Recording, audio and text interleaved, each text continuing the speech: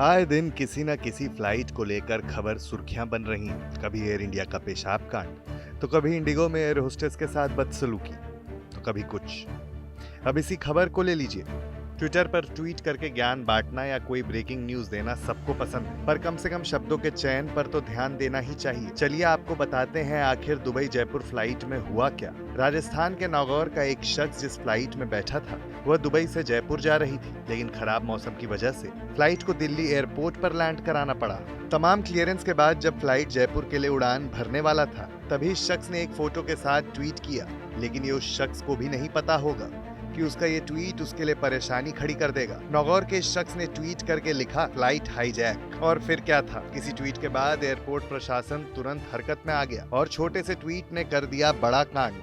घटना 25 जनवरी की है, जब खराब मौसम की वजह से सुबह 9:45 पर स्पाइसजेट की फ्लाइट संख्या SG58 की दिल्ली के इंदिरा गांधी इंटरनेशनल एयरपोर्ट पर इमरजेंसी लैंडिंग कराई गई थी।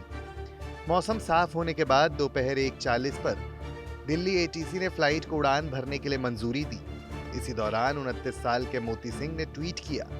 DCP एयरपोर्ट ने इस मामले पर ज्यादा जानकारी देते हुए कहा कि ट्वीट की जानकारी मिलने पर एयरपोर्ट अथॉरिटी तुरंत जांच में जुट गई। फ्लाइट को दिल्ली पुलिस समेत तमाम एजेंसियों ने चेक किया और तब जाकर फ्लाइट को दोबारा भेजा गया। आरोपी यात्री को उसके लगेज के साथ उतार दिया गया।